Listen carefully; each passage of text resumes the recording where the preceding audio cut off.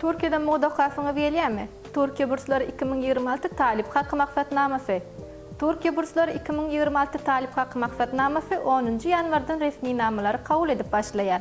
Bir neçe gün bundan avval okuyucularımıza ve tamaşaçılarımıza bu barada xabarı yetiripdik.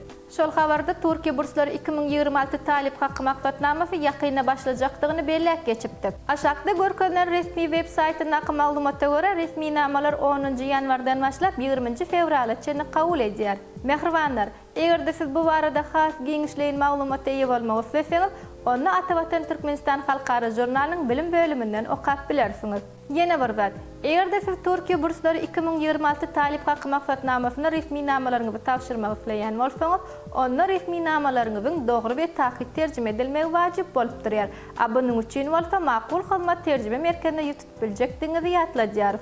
Haberleşme için telefon belgisi 863 78 96 73 96 48 55.